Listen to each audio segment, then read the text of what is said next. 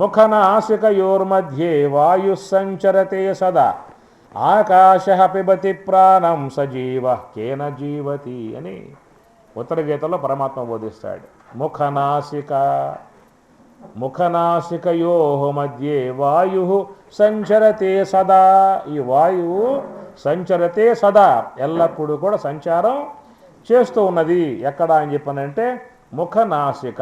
ముఖ అంటే నోరు, నాసిక అంటే ముక్కు, రెండింటి యందు సదా సంచారం చేస్తూ ఉన్నది.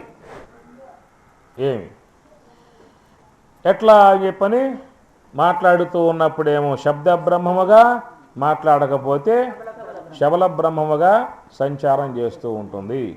మనస్సులో ఏర్పడేటువంటి యొక్క ఆలోచన అనేటువంటిది శబ్దరూపముగా రావాలని చెప్పన్నప్పుడు దాని శ్వాస అనేది జోడవ్వాలి. అందుచేత మనస్సు ఆలోచనలు చేసినప్పుడే ఆ ఆలోచనలను శబ్దరూపముగా ప్రక్క వ్యక్తికి అందించడం అనేది జరుగుతుంది. కనుక ఆ శబ్ద బ్రహ్మము అని చెప్పన్నప్పుడు మనస్సులో ఏర్పడ్డటువంటి యొక్క ఆలోచనలు స్థూలం దాల్చడానికి ఏ శ్వాస యొక్క సహకారం కలిగి ఉన్నదో ఆ శ్వాస యొక్క సహకారముతో లోన ఉన్న ఆలోచనలు శబ్దరూపముగా బయటికి వస్తూ ఉన్నాయి. దాన్ని బట్టి శబ్ద బ్రహ్మ అని చెప్పని మనము చెప్పాల్సి వస్తుంది. అంతేగాని దేహంలో బాగా ఇప్పుడు పప్పేసుకు భోంచేశారు, బుడబుడ బుడబుడ లోపల అంటూ ఉంటుంది, అది శబ్దమే కదా. ఇంకా కొన్ని శబ్దాలు వస్తూ ఉంటాయి, అది శబ్దాలకే కదా అని చెప్పిన శబ్ద బ్రహ్మమును ఆ కోవకి లాక్కుపోకూడదు. కాబట్టి శబ్ద బ్రహ్మం అని చెప్పన్నప్పుడు ఆపోస్థలము నుండి మనస్సులో కలిగేటువంటి ఆలోచనలను స్థూల రూపము దర్శినప్పుడు అవి శబ్దములుగా బయటకు అర్థవంతముగా వస్తాయన్నమాట. ఒక అర్థవంతముగా వచ్చేటువంటి శబ్దములు అని చెప్పని.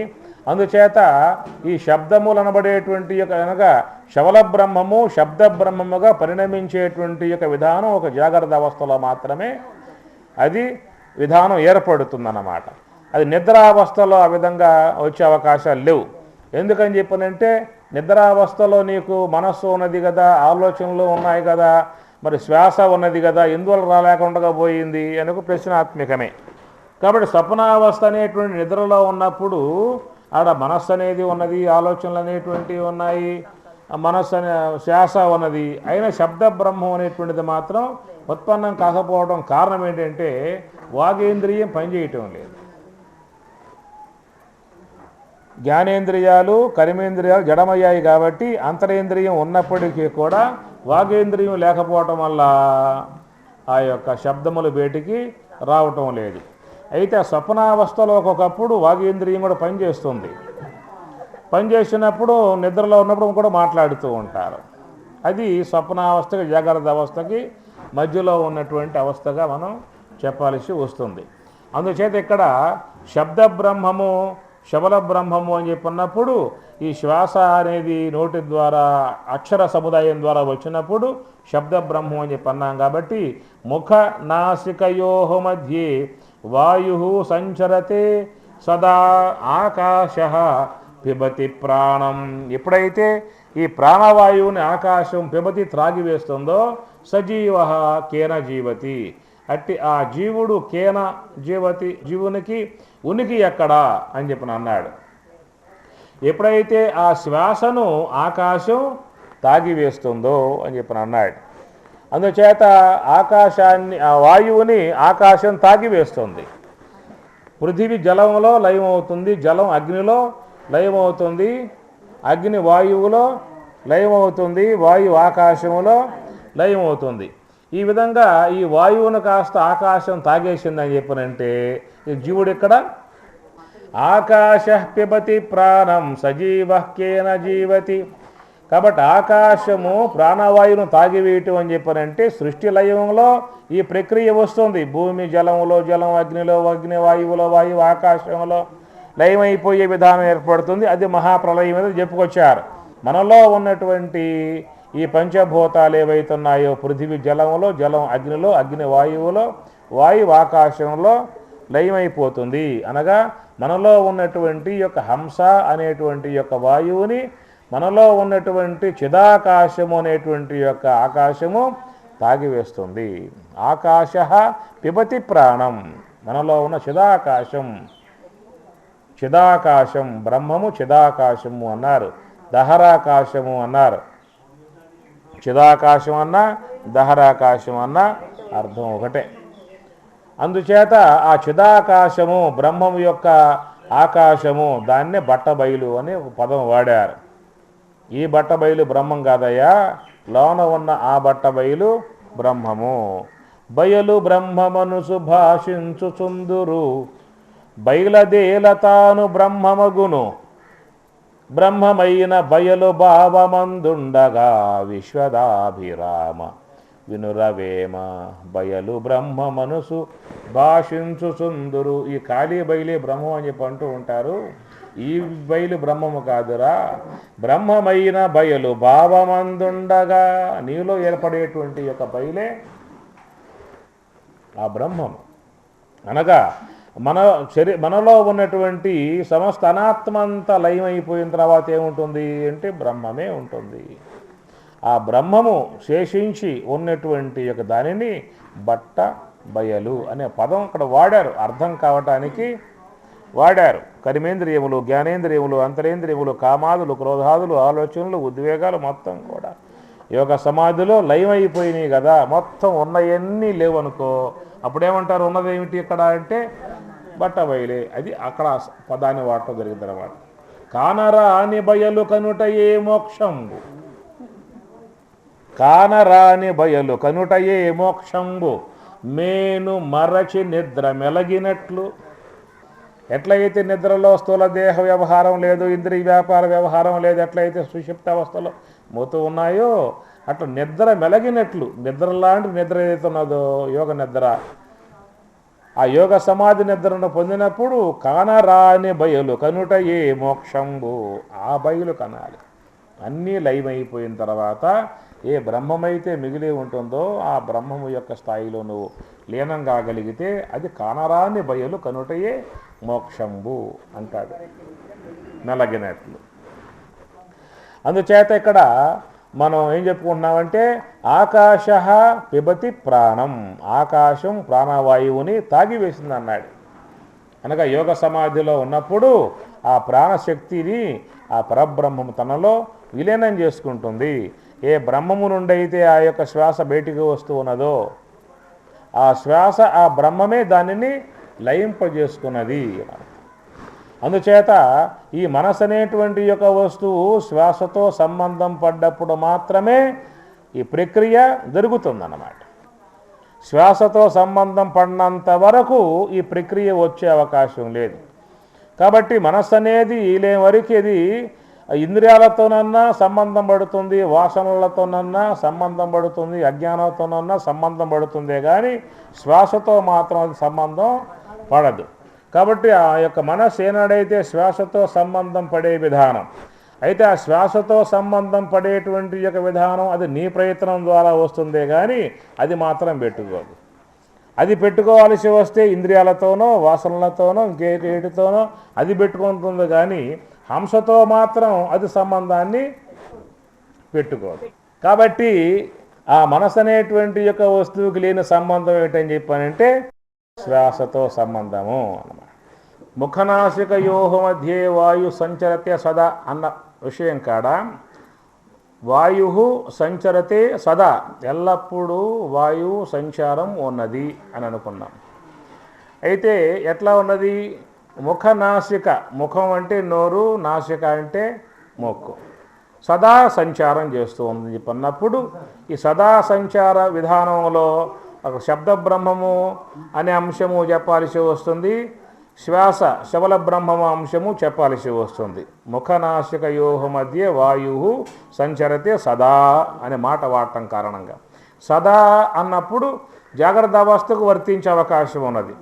అది ముఖనాసిక శబ్దములుగా ఉంటుంది, శబల బ్రహ్మముగా ఉంటుంది అనే విషయం జాగ్రత్త అవస్థ వరకు చెప్పాల్సి వస్తుంది.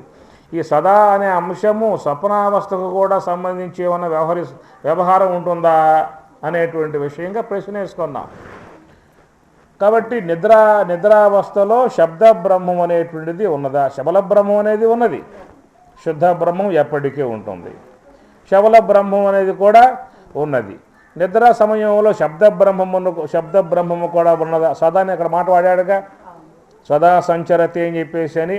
కనుక శబ్ద బ్రహ్మ అనేటువంటి యొక్క విధానం నిద్రావస్థలో ఉన్నదా అని చెప్పి చెప్పుకున్నప్పుడు దాని మీద మనకి విచారణ కొనసాగింది. నిద్రావస్థలో శబ్దములు ఉన్నాయి కదా, గురకబెడుతున్నాం కదా. కాబట్టి నిద్ర సమయంలో శబల బ్రహ్మము అధిక శాతములో ఉంటుంది. అధిక శాతంలో శబల బ్రహ్మము యొక్క సంచారమే ఉంటుంది. శబ్ద బ్రహ్మ సంచారం అక్కడ లేదు. నిద్రా సమయంలో అధిక శాతం శబల బ్రహ్మము యొక్క సంచారమే ఉంటుంది. శబ్ద బ్రహ్మము యొక్క సంచారం అక్కడ ఉండదు. ఎందువల్ల లేకుండా పోయింది అని చెప్పన్నప్పుడు నిద్ర అని చెప్పనంటే ఇంద్రియములు పని చేయనటువంటి విధానం. ఇంద్రియములు పని చేయకుండా ఉండుటయే నిద్ర అని చెప్పనన్నా. ఇంద్రియములు పని చేస్తూ ఉన్న దానిని నిద్రగా చెప్పే విధానం కాదు. కాబట్టి ఇంద్రియములు పని చేయట్లేదు అని చెప్పన్నప్పుడు అక్కడ కర్మేంద్రియములలో కూడదగు వాగేంద్రియము. వాగేంద్రియం పనిచేసే అవకాశాలు అక్కడ లేవు. కాబట్టి అక్కడ మనం ఏమనుకున్నామంటే నిద్ర సమయంలో మనస్సు ఉన్నది, ఆలోచనలు ఉన్నాయి, శ్వాస ఉన్నది. సుషుప్తి అని చెప్పన్నప్పుడు దశేంద్రియములు మనస్సు పని చేయకుండా ఉన్నదైతే సుషుప్త అవస్థ అవుతుంది. దశేంద్రియములు మాత్రమే పని చేయకుండా మనస్సు పనిచేస్తూ ఉంటే స్వప్నం అనేది వస్తుంది. అది విచారణాత్మకంగా చెప్పుకున్నప్పుడు. కనుక నిద్ర సమయంలో అన్నప్పుడు రెంటికి వర్తించే పదం అది. అందుచేత అక్కడ మనస్సు ఉన్నది, ఆలోచనలు ఉన్నాయి, శ్వాస ఉన్నది. ఒకప్పుడు మనస్సు లేదు, ఆలోచనలు లేవు, శ్వాస మాత్రం ఉంటుంది. అట్లా ఉన్నప్పుడు సుషుప్తి అవస్థ అని చెప్పినా మనస్సు ఉండి ఆలోచనలు ఉండి శ్వాస ఉన్నది అంటే దాని స్వప్నావస్థ అని చెప్పని అంటాం. కనుక ఈ యొక్క స్వప్నావస్థలో శబ్ద బ్రహ్మం ఉన్నదా అనే మాట చెప్పినప్పుడు శబ్ద బ్రహ్మము అక్కడ లేదయ్యా అని చెప్పాల్సి వస్తుంది. ఎందుకని చెప్పనంటే అవును కదా, మరి మనసులో ఉన్నటువంటి యొక్క ఆలోచనలే కదా శబ్దరూపముగా వస్తూ ఉన్నది. మరి శ్వాస ఉన్నది కదా, ఆలోచనలు ఉన్నాయి కదా, మనసు ఉన్నది కదా. సాధన ద్వారా వచ్చే విధానం బ్రాహ్మీ సంబంధ స్థితి, బ్రహ్మానంద స్థితి, బ్రాహ్మీ సంబంధ స్థితిగా యోగ సమాధికి సంబంధించి మాత్రమే చెప్పాల్సి వస్తుంది. అందుచేత ఈ మనస్సు అనేటువంటిది అజ్ఞానంలో మునక వేసి ఉన్నటువంటి దానిని సుషుప్తి అవస్థ అవిద్యావరణం కలిగి ఉంటుంది. ఈ అవిద్య అనేది జన్మహేతువులుగా ఉంటుంది. తర్వాత కర్మవాసనలు కూడా జన్మహేతువులుగా ఉన్నాయి. ఈ కర్మవాసనలు అనేటువంటివి సుషుప్తి అవస్థలో అజ్ఞానంలో మళ్ళీ తిరిగి అవి మొలకలు ఎత్తగలిగే సామర్థ్యము కలిగే దాంట్లో లయమై ఉంటాయి. యోగ సమాధి అని చెప్పన్నప్పుడు అది జ్ఞానం యొక్క సంబంధ స్థితి కాబట్టి అట్టి ఆ జ్ఞానాగ్నిలో సమస్త కర్మలు కూడా మొలక ఎత్తేటువంటి విధానం లేని స్థితిలో అవి దగ్ధం చేయబడి ఉంటాయి. అక్కడ అజ్ఞానము ఉండదు, కర్మవాసనలో కూడా దగ్ధం చేయబడి ఉన్నటువంటి దానిని యోగ సమాధి అనే పేరు పెట్టి మహాత్ములు పిలిచారు. సుషుప్తి అవస్థ అని చెప్పన్నప్పుడు మనస్సు ఇంద్రియాలు పని చేయనంత మాత్రంతో అక్కడ పూర్ణం కాదు. అక్కడ అజ్ఞానం ఉంటుంది, కర్మవాసనలు ఉంటాయి, సమస్త ఇంద్రియములకు సంబంధించినటువంటి యొక్క వ్యవహార సామర్థ్యము వాటి యందు ఉంటుంది. కాబట్టి అవి మళ్ళా వ్యవహారానికి ప్రకోపించే విధానం లేకపోతాయే కానీ నిరంతరముగా అనుకున్నప్పుడల్లా కూడా బ్రహ్మానుభూతిని పొందే అవకాశం వాటి వల్ల సిద్ధించదు. బ్రాహ్మీ సంబంధ అనుభవం పొంది పలుమార్లు పొందినప్పుడు అక్కడ అతను తన యథేచ్ఛగా అనుకున్న సమయంతోనే అనుకున్న తడవతోనే ఆత్మానందాన్ని ఆస్వాదించేటువంటి విధానం దీని ద్వారా ఏర్పడుతుంది. కాబట్టి ఇక్కడ సుషుప్తి అవస్థలో శుద్ధ బ్రహ్మమే కదా ఉన్నది అని చెప్పి అన్నట్లయితే శుద్ధ బ్రహ్మము అనేటువంటిది సుషుప్తి అవస్థలోనే కాదు, జాగ్రత్త అవస్థలో ఉన్నది, స్వప్నావస్థలో అన్నిటి ఎందు శుద్ధ బ్రహ్మం ఉన్నది. అవస్థ అతీతం అది.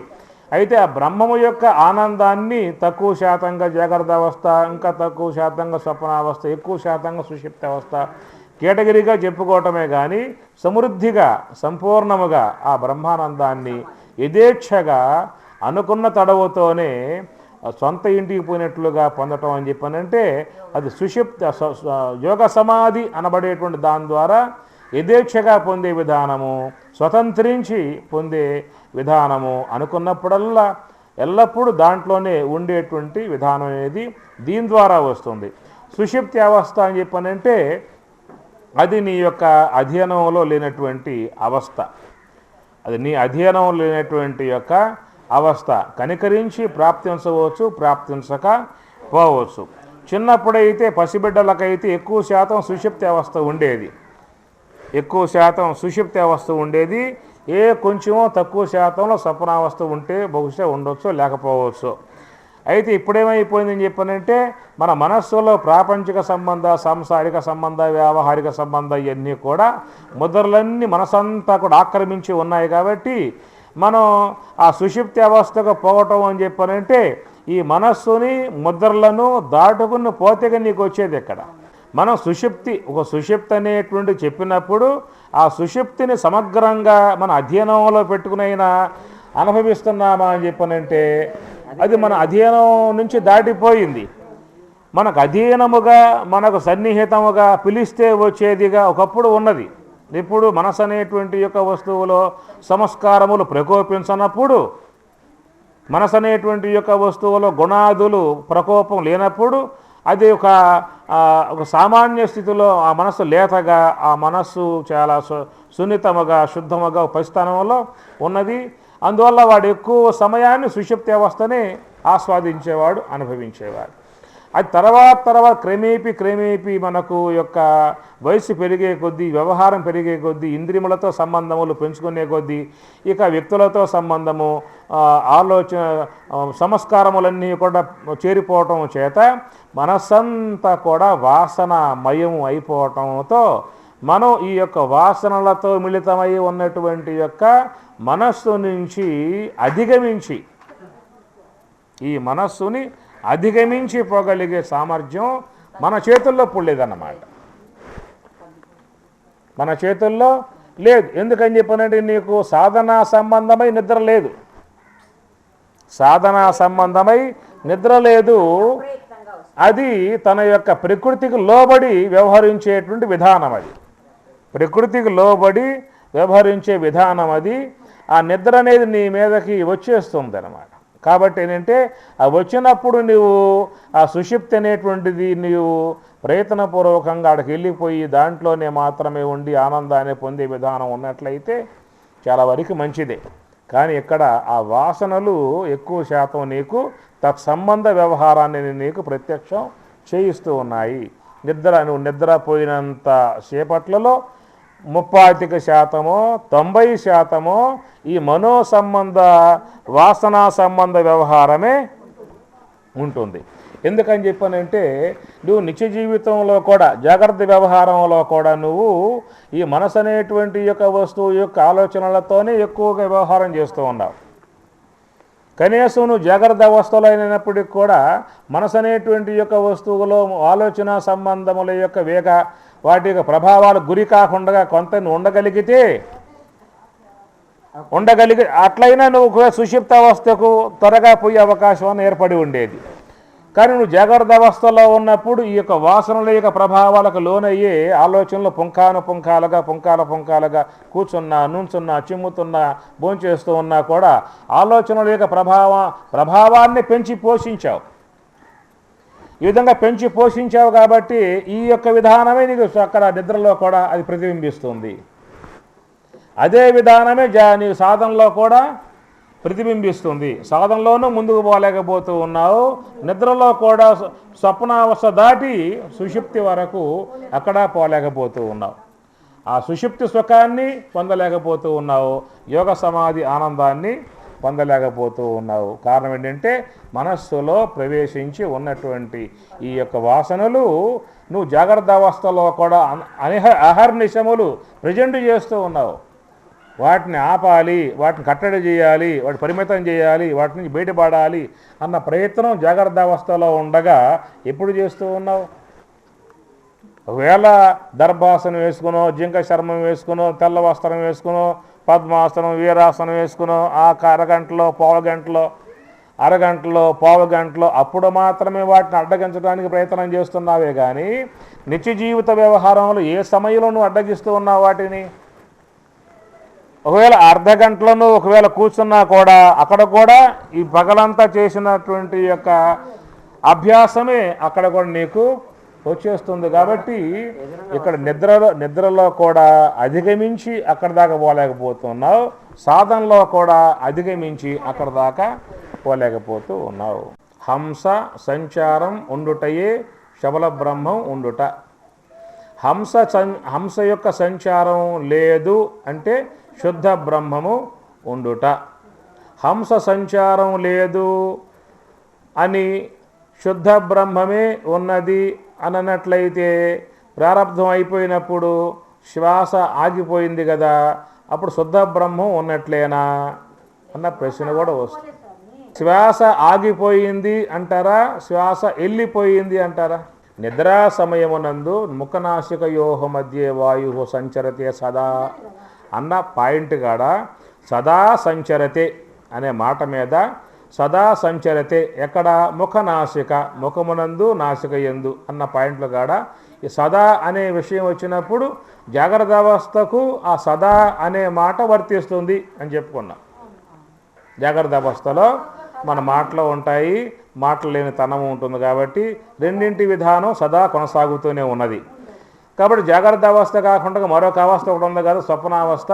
ఈ స్వప్నావస్థ అనేటువంటి దాని యందు ఈ సదా అనే పదం వర్తించే అవకాశం ఏర్పడుతుంది అనేది కృష్ణ పరమాత్మ యొక్క అభిప్రాయం. ఏంటంటే ముఖనాసిక యోహో మధ్యే వాయు సంచరతే సదా అనే మాట వాడటము, ఈ శ్వాస అనేది ముఖము నుండి శబ్ద బ్రహ్మ రూపముగా వస్తూ ఉంటుంది.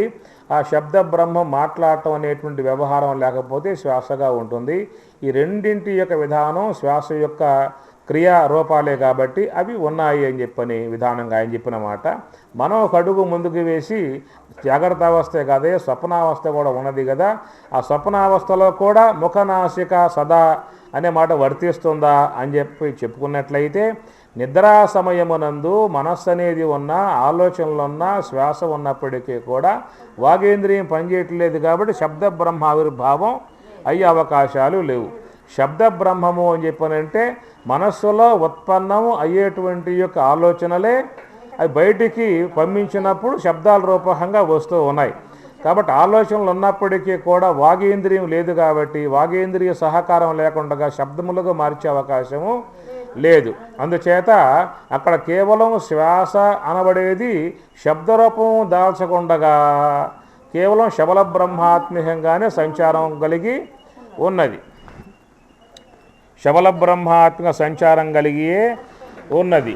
అయితే మనసులో ఉన్నటువంటి యొక్క ఆలోచనలు ఎట్లా ఉన్నాయి అని చెప్పనంటే ఆ ఆలోచనలు ఇంతకుముందు ఉన్నప్పుడు జాగ్రత్త అవస్థలో ఉన్నప్పుడు ఆ ఆలోచనలు శబ్ద బ్రహ్మ ఆశ్రయంలో అవి బయటికి వచ్చి ఎదుటి వాని యందు రూపములు దాల్చింపజేసాయి. ఒక రామాయణం ఉందనుకోండి, రామాయణ ప్రబంధ కావ్యాన్ని పఠనం చేస్తూ ఉన్నప్పుడు తన మనసు నుంచి వచ్చేటువంటి యొక్క ఆలోచనలు శబ్దరూపముగా వస్తూ ఉన్నప్పుడు ఆ శబ్దములు విన్నటువంటి యొక్క వాళ్ళల్లో రూపాలు దాలుస్తూ ఉంటాయి. కాబట్టి ఆ సంకల్పాలు శబ్దములకు ఉండగా బయటికి వచ్చి విన్నటువంటి యొక్క వాళ్ళల్లో ఆ రూపాలు పిక్చరు ఏర్పడే విధానం ఏర్పడుతుంది. ఇక్కడ వాగేంద్రియం లేదు కాబట్టి తనలో ఏర్పడేటువంటి యొక్క ఆలోచనలు తిరిగి మరి తనలోని రూపాలు దాల్చే విధానం ఇక్కడ వస్తుంది. అది స్వప్నలోకము, స్వప్న వ్యవహారం అన్నాం. ఆ రూపాలు తనలోనే ధరిస్తుంది కానీ పక్క వ్యక్తిని చేరి ధరించే విధానంగా లేదు. అందుచేత ఇక్కడ మనస్సు అనేది ఉన్నది, ఆలోచనలు ఉన్నాయి, ఆ ఆలోచనలకు సంబంధించిన ఆకారాలు ఉన్నాయి కానీ శబ్ద బ్రహ్మము మాత్రం ఆవిర్భావానికి అవకాశాలు లేవు. వాగేంద్రియం పనిచేయకపోవటం కారణంగా శబల బ్రహ్మం ఉన్నది. గాఢ నిద్ర అని చెప్పి అన్నప్పుడు అక్కడ మనస్సు అనేది ఉన్నది,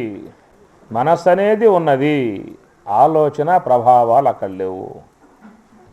సుషుప్తి అవస్థలో మనస్సు అనేది దాని రూపము దాని ఉనికి మొత్తం కోల్పోయింది అని చెప్పామనుకో, నువ్వు పొద్దున్న పెట్టి రావేక యోగ సమాధికి పోయినా ఉన్నది వస్తూ ఉన్నాడు. సుషుప్త అవస్థకు పోయినా ఆడ ఉన్నది వస్తూ ఉన్నాడు.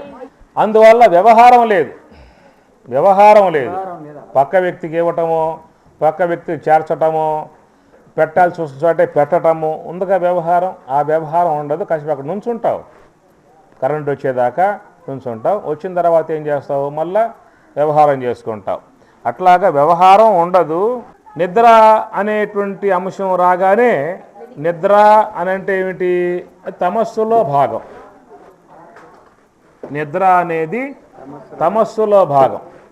తమహతు అజ్ఞానజం విద్ధి మోహనం సర్వదేహినాం ప్రమాద ఆలస్య నిద్రాభిహి. తమస్సు అనేది ఏం చేస్తుందని చెప్పనంటే నిద్రా సంబంధ వ్యవహారం.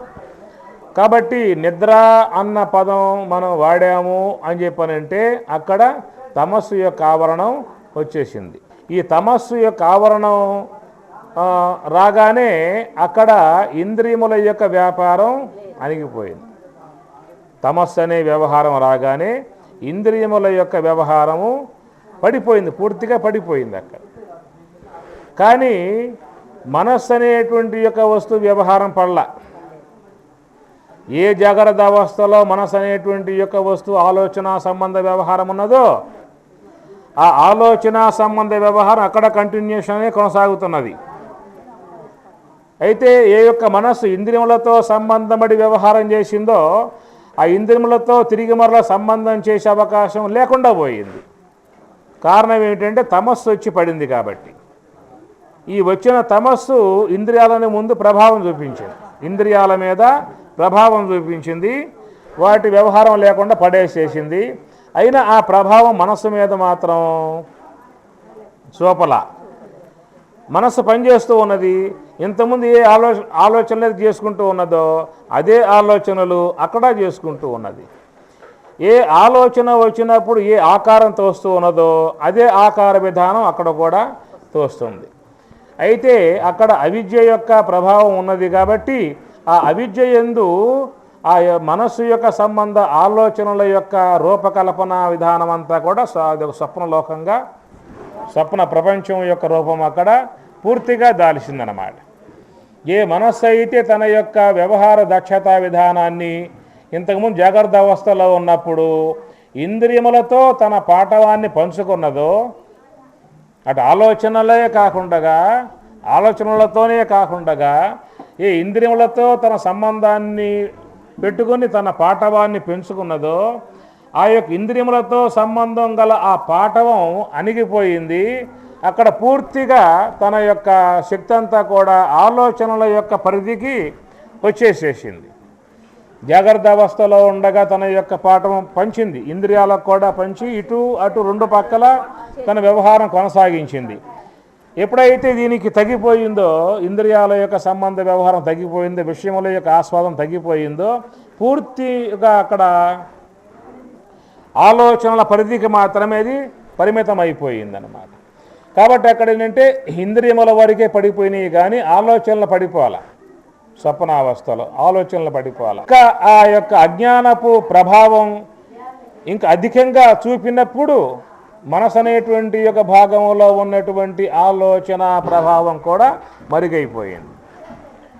ఇంద్రియములు ఏ విధంగా తన క్రియను కోల్పోయాయో, క్రియా విధానం కోల్పోయాయో, ఆ అజ్ఞాన ప్రభావంతో మనస్సులో ఉన్నటువంటి యొక్క ఆలోచన ప్రభావం కూడా పూర్తిగా పడిపోయింది. కానీ మనస్సు అనే వస్తువు మాత్రం ఉన్నది. ఎట్లా ఉన్నది అని చెప్పానంటే జాగ్రత్త అవస్థలో ఎరుక బాగా ఉండటం, సాత్వికం బాగా ఉండటం చేత ఇంద్రియములతో సంబంధం పడి ఆ ఇంద్రియముల యొక్క సంబంధముగా స్తోత్రానికి సంబంధించి శబ్దములు, నేత్రానికి సంబంధించి రూపములు, ఘ్రాణానికి సంబంధించి గంధములు, జిహ్వకు సంబంధించి రూపాలు అనేటువంటి బాగా తెలుసుకోవడం అనేటువంటి విధానం ఉన్నది. తెలుసుకోవటం అన్న విధానం ఉన్నది. ఆ తెలుసుకోవటం అన్నటువంటి యొక్క విధానము అవిద్య, అజ్ఞాన, నిద్ర ప్రభావం రావటం వల్ల ఈ తెలుసుకోవటం అనే ప్రభావం పోయి ఆలోచనల ద్వారా కలిగేటువంటి యొక్క స్వప్నావస్థను తెలుసుకోవటం అనే ప్రభావం అక్కడొచ్చింది. తెలుసుకోవటం అనేటువంటి విధానం ఎక్కడ ఉన్నది, తెలుసుకోవటం అనే విధానం అక్కడ ఉన్నది. ఇక్కడ ఇంద్రియాలు తమస్సు ప్రభావంతో పడిపోవటం చేత ఈ బయట ఉన్నటువంటి శబ్ద స్పర్శాదులు తెలుసుకోవడం అనేది పోయింది. కానీ లోపల ఉన్నటువంటి స్వప్నలోకాన్ని మాత్రం తెలుసుకోవడం అనేటువంటి విధానం అక్కడ ఉన్నదన్నమాట. ఎందువల్ల అంటే ఆలోచన ఇంద్రియాలు పడిపోయినా ఆలోచన ప్రవాహం పడలేదు కాబట్టి ఆలోచన ప్రవాహం అనేటువంటిది మనస్సు యొక్క అంతర్గత ప్రవాహం. అది మనస్సులోనే కొనసాగేటువంటి అంతర్గత ప్రవాహం. అది ఇంద్రియములు అనబడేటువంటివి మనస్సు కంటే భిన్నముగా ఉన్నటువంటి యొక్క వస్తువులు. మనస్సు కంటే భిన్నముగా ఉన్నటువంటి ఇంద్రియాలు కాబట్టి వాటి మీద అజ్ఞాన ప్రభావం చూపింది, అవి పడిపోయాయి. అయితే మనస్సులోనే అంతర్గతంగా ఉన్నటువంటి యొక్క ప్రవాహం కాబట్టి దాని మీద అంత ప్రభావం చూపలేక ఉండటం కారణముగా స్వప్నావస్థలో కూడా నిద్రలో కూడా ఆలోచన ప్రవాహం కొనసాగింది. అయితే ఆలోచన ప్రవాహాన్ని కూడా పడగొట్టే స్థాయికి వచ్చింది అజ్ఞానం. అందువల్ల ఆలోచన అనేటువంటి ప్రవాహం కూడా ఇంద్రియముల యొక్క వ్యవహారం లాగా కూడా పడిపోయింది. అయితే మనసును పూర్తిగా ఆవహించేసేసింది అజ్ఞానం. మనసును పూర్తిగా ఆవహించేసేసింది. అక్కడ ఏమైందంటే ఇంద్రియములు పనిచేయటం అనే వ్యవహారము పోవటంతో పాటు ఈ మనస్సు అనేది ఇంద్రియములతో సంబంధాన్ని కోల్పోయింది, ఆలోచనలు చేయటం అనే విధానాన్ని కోల్పోయింది. మనస్సు మాత్రం ఉన్నది. కాబట్టి ఏంటంటే ఇక్కడ ద్రవ్యం అనేది ప్రత్యేకంగా ఉన్నది. ద్రవ్యం ఉన్నది కాబట్టి దాంట్లో ఉన్న గుణం ఒకప్పుడు ఉన్నది, ఒకప్పుడు లేదు. నా మనస్సులో ఏ ఆలోచన లేదా అని చెప్పి అంటాం వల్ల నా మనసులో ఇలా ఆలోచన పుట్టింది కాబట్టి మనస్సే ఆలోచన అని చెప్పి అన్నాం అనుకో, ఎన్నో ఉన్నాయి ఆలోచనలు. ఒక్కొక్క ఆలోచన ఒక్కొక్క మనస్సు అవుతుంది. అప్పుడు ఒక ఆలోచనే మనస్సు అని చెప్పి అన్నట్లయితే ఒకే ఆలోచన కాదుగా, కొన్ని వేల ఆలోచనలు అనేటువంటి మనకు కనబడుతూ ఉన్నాయి. ఒక్కొక్క ఆలోచన ఒక్కొక్క మనస్సు అని చెప్పాల్సి వస్తుంది. ఎన్ని మనస్సులు ఉన్నాయా? ఒకే మనస్సే, ఒకే మనస్సు కాబట్టి ఆ మనస్సులో అనేక ఆలోచనలు వచ్చి పోతూ ఉన్నా కూడా ఏ ఆలోచన వచ్చిందో మనస్సు చెబుతూ ఉన్నది, నాకు ఇంతకుముందు ఈ ఆలోచన వచ్చింది. ఆలోచన పోయింది. ఎందువల్ల ఆ పోయింది మనస్సు కాదు, ఆలోచన పోయింది. ఈ మనస్సు అనే వస్తువు ఉన్నది కాబట్టి ఆ ఆలోచన పోయిన గమనికలో ఉన్నది, మళ్ళీ తిరిగి ఆలోచన తెచ్చుకున్న గమనికలో ఉన్నది. ఆలోచన గుణం, మనస్సు ద్రవ్యం. మనస్సే ఉన్నది. ఆ మనస్సు సంకల్పాలని కల్పన చేస్తూ ఉన్నది. దాని గుణం అది కల్పన చేస్తూ ఉందా. ఆ కల్పన చేయటం వల్ల కారణం ఏంటంటే తనలో ఉన్న వాసనలు, గత వ్యవహార సంబంధ ముద్రలు. ఆ ముద్రలు మనస్సులో పడ్డాయి కాబట్టి ఉమాగారు అనగానే మీరు ఆకారం వచ్చేస్తుంది. లక్ష్మీ గారు అంటే అమ్మగారు ఆకారం వచ్చేస్తుంది. ఈ ముద్రలు లాన పడి ఉన్నాయి. ఒకవేళ ఈ ఆలోచన నాకు రాలేదు, ఆమె కనపడదు. ఈ ఆలోచన రాలేదు, నువ్వు కనపడవు. కానీ వేరే ఆలోచనలు కొన్ని ఉన్నాయి, అయ్యవస్థ కనబడుతూ ఉంటాయి. ఈ ముద్రలు లేవా? ఉన్నాయి. మళ్ళా అమ్మగారు, లక్ష్మీ అమ్మగారు ఏదైనా మాట సందర్భంగా వినపడితే ఓహో అమ్మగారు ఎట్లా ఉంటుంది కదా, ఆ ముద్ర వచ్చేస్తుంది. అన్ని ముద్రలు లోన పడ్డాయి కనుక ఆ ముద్రలు అభివ్యక్తమైనప్పుడు అవి వాటిని మనం సంకల్పము అన్నాం.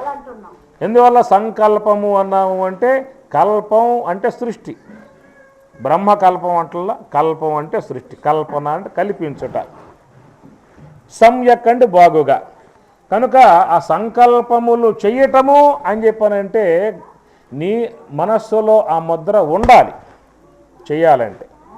ఇప్పుడు అమెరికా ఉన్నది, ఏం సంకల్పం చేస్తా చెప్పండి? అక్కడ ఎన్నెన్నో వీధులు ఉన్నాయి, ఎన్నెన్నో బిల్డింగులు ఉన్నాయి, ఎంతోమంది కాపురాలు ఉన్నారు. ఎవరి గురించి నువ్వు సంకల్పం చేసి చూస్తావు? మనసు లోపల ముద్రల పళ్ళ. ఒకసారి అమెరికా పోయావనుకో, వీధులు మొత్తం సంచరించావనుకో, ఎక్కడెక్కడ గృహాలు ఉన్నాయో, ఏ విధంగా గృహాలు ఉన్నాయో, ఆ గృహాలు ఎవరైతే ఉన్నారో ఒకసారి ఆ వ్యక్తి యొక్క పేరు అనగానే అమెరికా సంబంధ ఇల్లు, ఆ ఇంట్లో ఉన్న వ్యక్తులు, వాళ్ళ ఆకారాలు మొత్తం మనకి వచ్చేస్తూ ఉన్నాయి.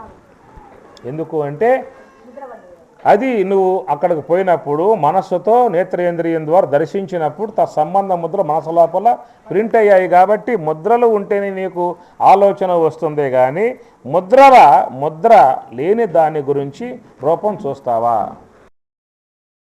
అసలు ఆలోచన వచ్చే అవకాశం ఉన్నదా? రష్యా ఉన్నది, ఏం చేస్తా అక్కడ ఆలోచన దాని గురించి. ఆఫ్రికా ఉన్నది, ఏం చేస్తా దాని గురించి ఆలోచన. నువ్వు నీ పరిధిలో నీకున్న పరిచయాలను బట్టి, నీకున్న వ్యక్తుల యొక్క పరిచయాలను బట్టి ఆ వ్యక్తులే ఆరోపాలే రావాలే కానీ నువ్వు దర్శించకుండా ఉన్నటువంటి యొక్క వాటిని ముద్ర పడలేదు కాబట్టి అవి నీకు ఆలోచనగా ఆకారాలుగా వచ్చే అవకాశం లేదు. కళ్ళు మూసావు, రాముడు అన్నావు, దర్శనం ఇస్తున్నాడు. విష్ణువు అన్నావు, దర్శనం ఇస్తున్నాడు. విష్ణువు అన్నప్పుడు శివుడు వస్తాడా? దేవి అన్నప్పుడు అయ్యప్ప స్వామి వస్తాడా? ఎందుకు రాడు?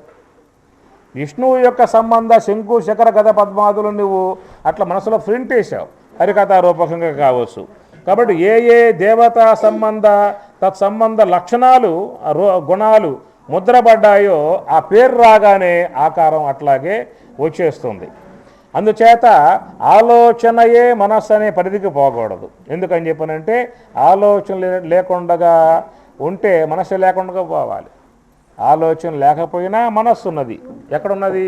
ప్రశాంత మనసం హేనం యోగినం సుఖం ఉత్తమం ఉపైతి శాంతరజసం బ్రహ్మభూతం అకల్మషం. ఉపైతి శాంతరజసం, మనస్సులో ఉన్నటువంటి రజో సంబంధ సంస్కారములు ఉపశమించాయి కాబట్టి ప్రశాంత మనసం. మనసు లేదా అంటే ఉన్నది. ఎట్లా ఉన్నది? ప్రశాంతముగా ఆత్మ యొక్క ఆనందాన్ని పొందేదిగా ఉన్నది.